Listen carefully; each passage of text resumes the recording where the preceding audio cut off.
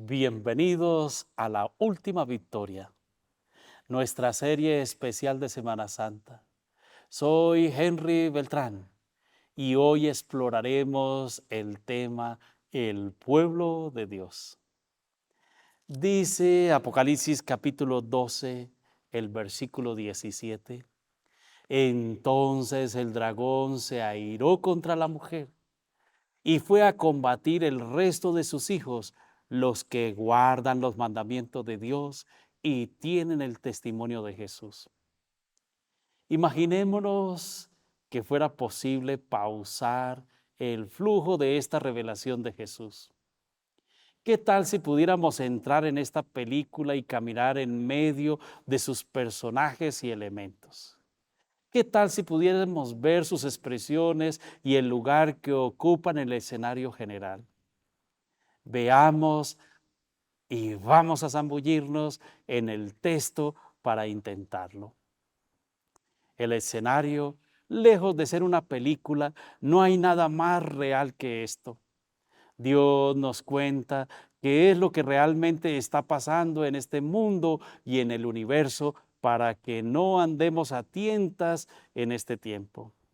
Nacimos directamente al final del campeonato mundial y necesitamos saber cómo es el campo de batalla para jugar bien este partido. Los personajes, vean lo importante, el dragón es el que persigue, el que acusa, el que causa daño, y el padre de la mentira, el que propone escenarios alternativos, a veces parecidos, pero al final siempre ahí está, y miren cómo presenta la realidad. El hijo de perdición, el que ya perdió, todo lo que puede hacer es mostrar su frustración y buscar consuelo en el mal de muchos. La mujer, en Isaías capítulo 54, los versículos 5, la Biblia señala que esta mujer es la iglesia de Dios, el objeto de su amor. El resto de sus hijos, el remanente, es el pueblo especial de Dios que lo representa y cumple su misión. Por estas razones recibe el odio y la persecución del enemigo. Dios lo cuida de forma especial y finalmente lo salva. Los mandamientos de Dios. El remanente guarda los mandamientos de Dios porque se sabe amado por Dios y también porque es conveniente guardarlos. Dios, el creador de la realidad, es quien sustenta todas las cosas, las describe y a su vez legisla e indica su funcionamiento. Él es la palabra y su descripción de las cosas tienen total correspondencia con la realidad misma. No es un relato, queridos amigos. Él nos indica el camino para funcionar. Sus 10 mandamientos no son un capricho, sino lo que funciona y por lo tanto lo demás es disfuncional.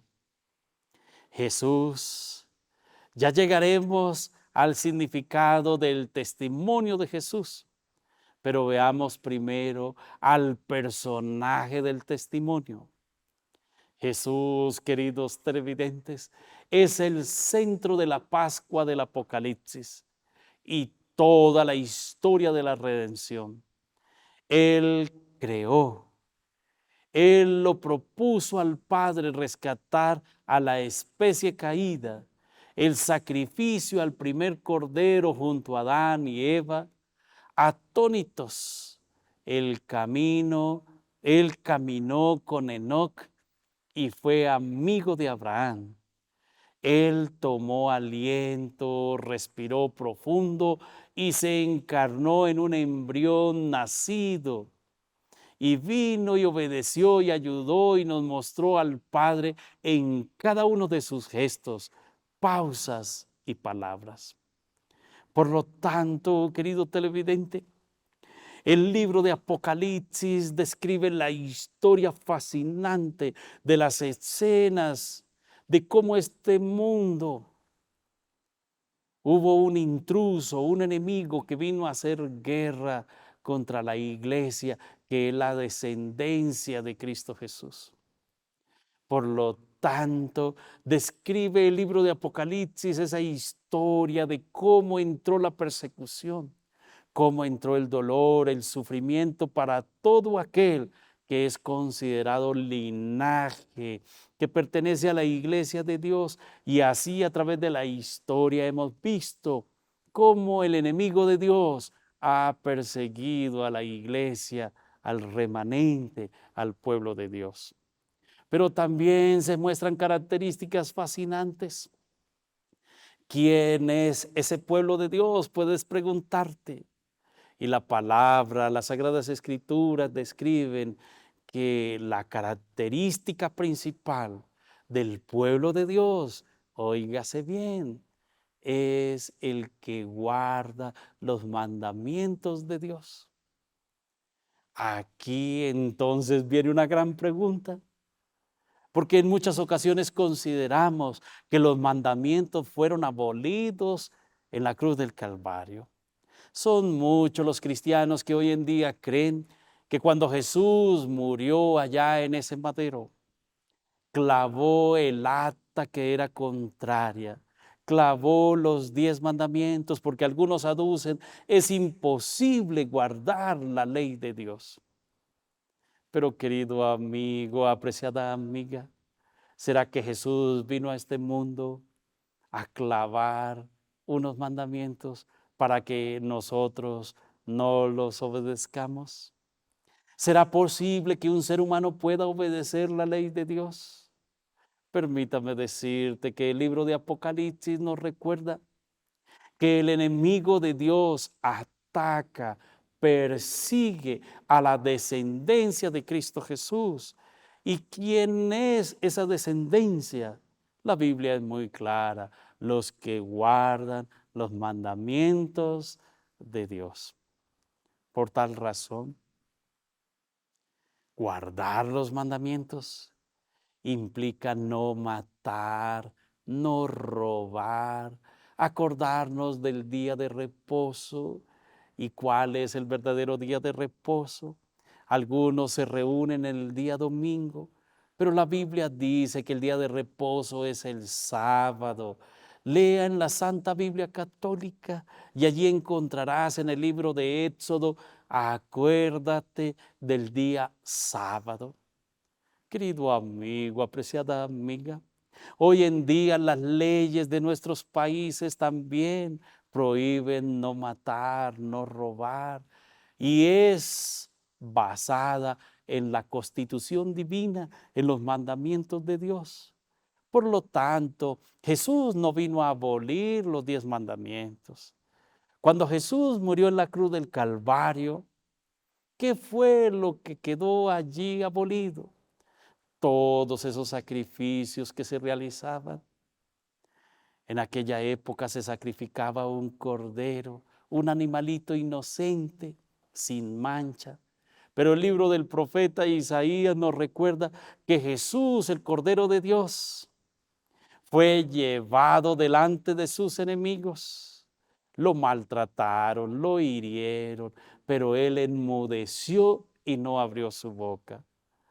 Por tal razón, aceptar a Jesús como el Cordero de Dios es decirle: Señor, aquí estoy, te amo, te pido perdón. Y el Señor Jesús, el Cordero de Dios, está dispuesto a perdonarte y a perdonarme.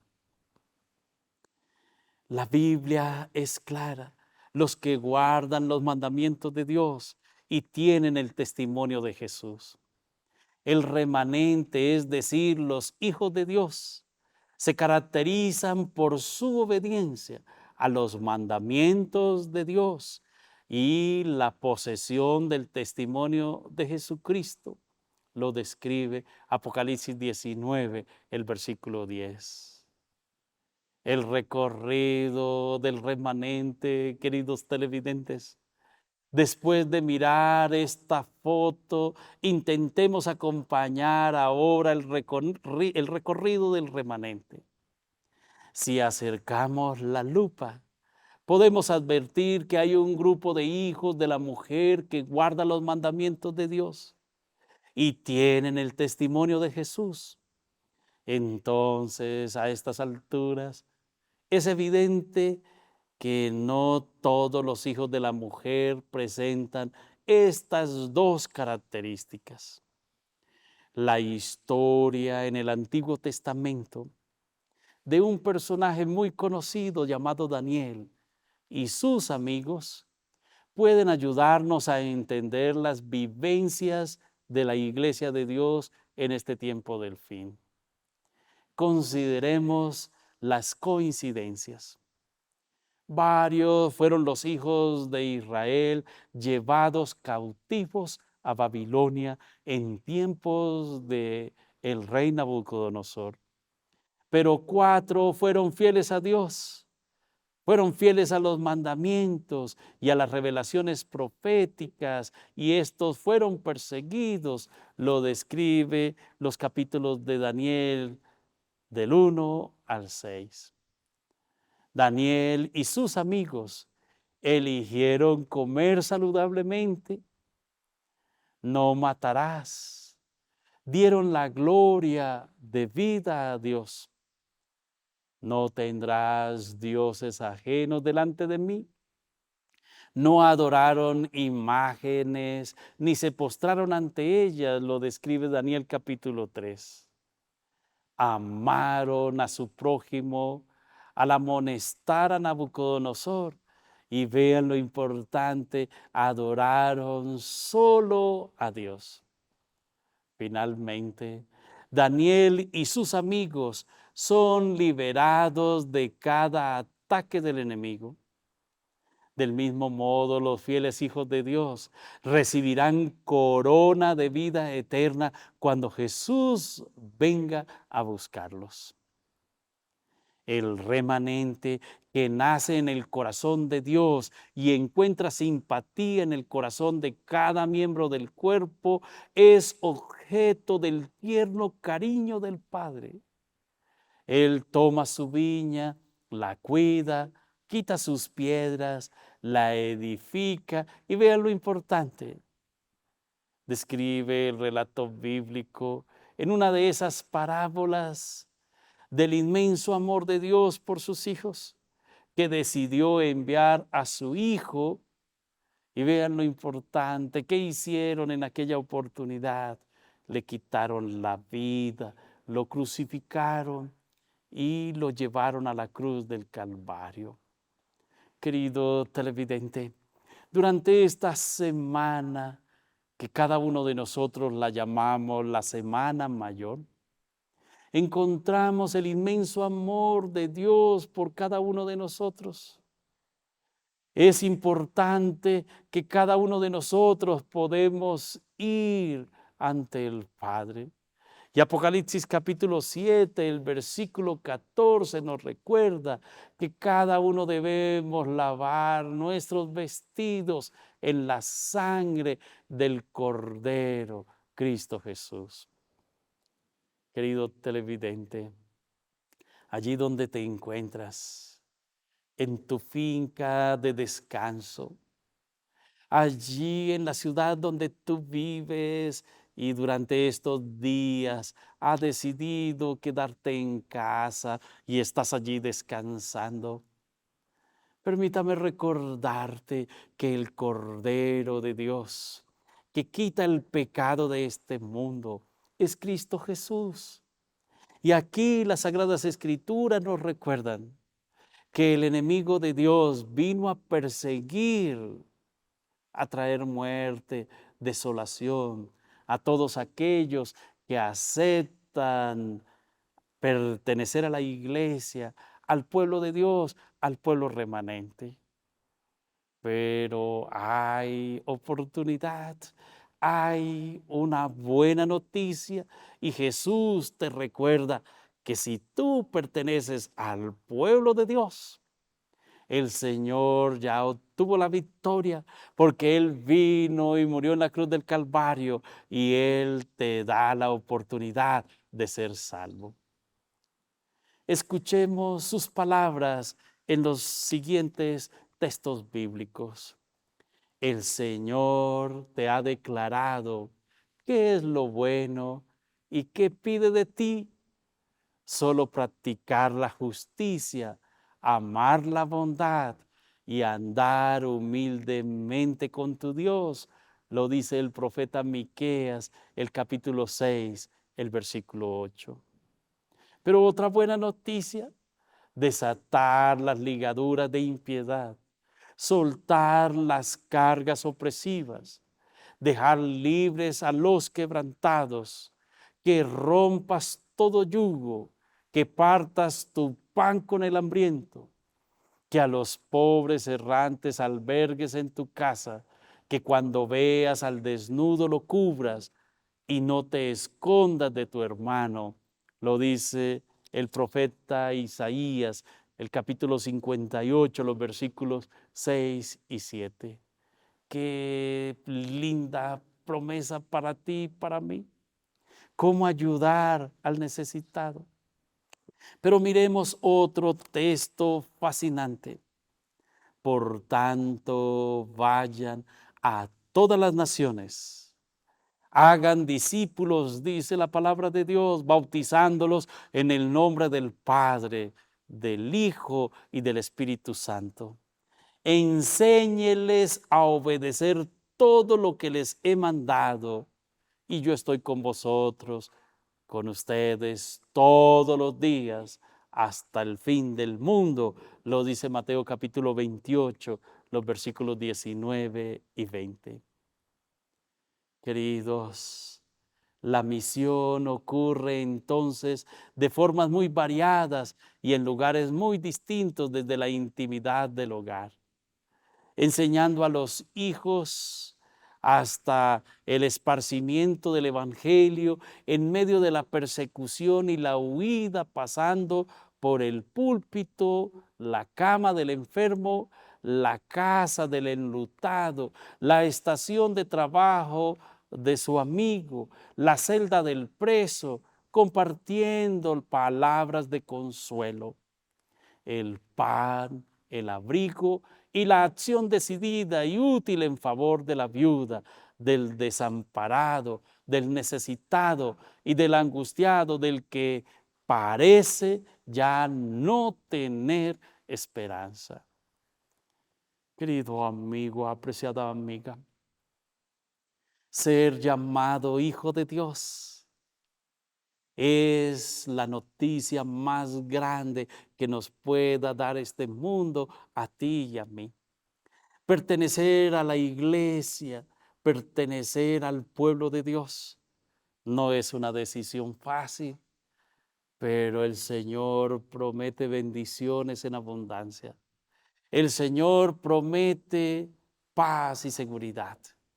El enemigo tiene ira y es probable que allí donde tú te encuentras, has ido a la iglesia para escuchar la homilía durante estos días de Semana Mayor.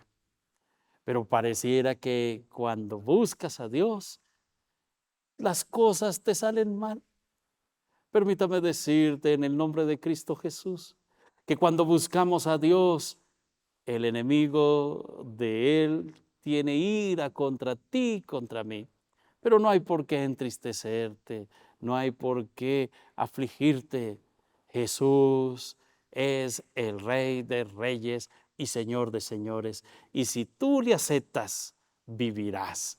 Que Dios te bendiga y te guarde. Que le busques, ábrele la puerta de tu corazón y Él cambiará tu vida hoy, mañana y siempre. Que Dios te bendiga.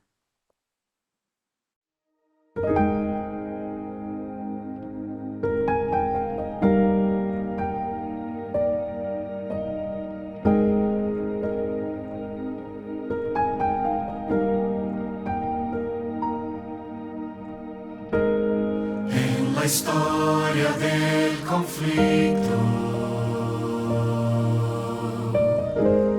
Un clamor se levantó.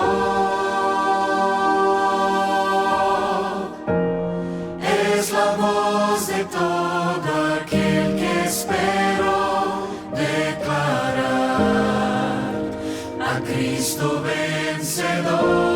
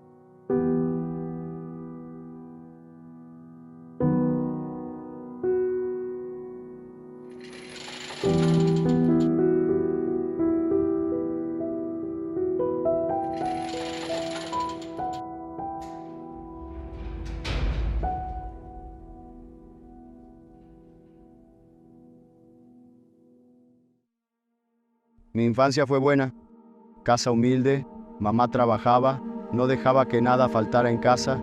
Fui creciendo y convirtiéndome en adolescente, la mente se abrió un poco. Conviví con la delincuencia, veía su vida cotidiana, su ropa, sus zapatillas. Caminé mucho, me relacioné con ellos. Probé mi primer porro de marihuana a los 13. Junté algo de dinero. Compré un revólver y empecé a cometer varios delitos. Pasaba noches y noches en un barrio vendiendo droga. Pasó el tiempo. No pasaron otras cosas, mis amigos se alejaron, sus familias. Cuando te haces mayor de edad, te vas, pero te vas para quedarte. Acabé en la cárcel cuando era mayor de edad. Estuve 8 años en la cárcel. Pero antes, en 2012, conocí a mi hermano, que digo que es el nieto. Hoy es el pastor Jeconias. En 2012 me lo encuentro, flaco, con una mochila al hombro. Me dio un abrazo y charlamos un rato. Me dijo que estaba vendiendo un libro, que estaba cambiando de vida. Me mostró un libro, Vida de Jesús. Lo compré. Me abrazó. Le dije, hermano, mamá ya ora mucho por mí. Ora también por mí. 2 años después, en 2014, fui detenido.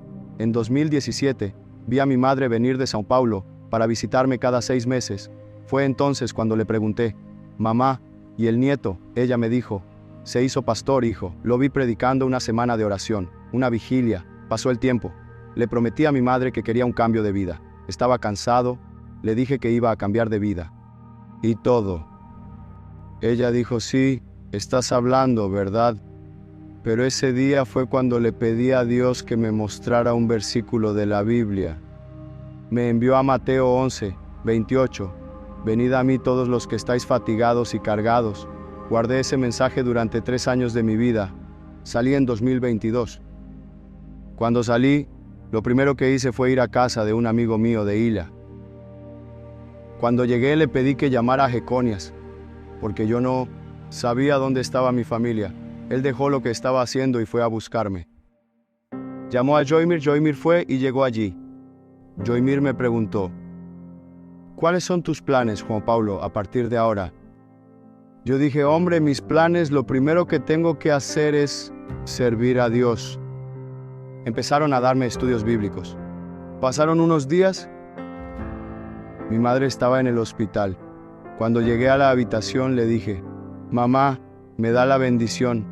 Ella respondió solo con los ojos. Aquello me rompió el corazón. ¿Qué había hecho con mi vida? Allí me sentí inútil, débil. Le había prometido hacía muchos años que cambiaría mi vida. No podía romper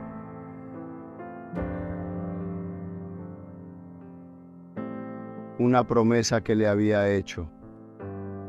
Fui a casa de una tía y almorzamos. Entonces llegó la noticia. Mamá había muerto. Creo que le había hecho una promesa a Dios. Déjame ver a mi hijo menor. Puedes hacerme descansar. Conocí Iglesia Adventista. Una cosa que me llamó la atención fue el ministerio de carcelario. Llevar la palabra a los que están dentro de las cárceles, a las que mucha gente no quiere ir. Agendamos el día de mi bautismo. Estaba tan feliz. Leleco murió allí. Me llamo Juan Pablo. Dios me dio este nombre, 2 nombres bíblicos. Ali murió, un viejo hombre para que nazca un hombre nuevo, para Cristo. Volví a la escuela, a trabajar. Soy un colportor evangelista. Yo, mi hermano Felipe, la paz que tengo hoy me la da Cristo. Es una victoria, es ganar la confianza de mi familia. Hoy es un placer para mí estar sirviendo a nuestro Señor Jesucristo, con varios hermanos que también han pasado por el mismo sistema que yo, como Felipe, Pastor Jeconias, Joymir. Es un honor servir a Dios. Es un placer estar con mis amigos todos los días.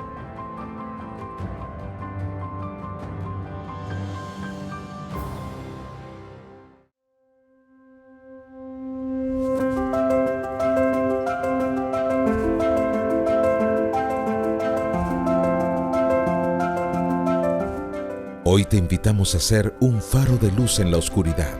Al convertirte en un embajador de esperanza, ayudas a llevar el mensaje de Jesús a corazones necesitados, a aquellos que buscan un rayo de luz en momentos de desesperación. Tu donación es mucho más que una contribución. Es un acto de amor que permite que este programa siga siendo un puente de esperanza y salvación. Escanea el código QR con tu celular y une tu corazón al nuestro. Las historias de cambio y renovación son posibles gracias a ti, como la de Joana, quien encontró en Mensajes de Vida un nuevo comienzo. Como lo dice claramente, es un mensaje de vida, es un mensaje al cual nos puede llegar a muchísimos, porque así como me llegó a mí, pues puede llegar a más personas, y por medio de este mensaje es que llegamos a conocer mucho a Dios. Sé un embajador de esperanza, sé un faro de luz en la oscuridad.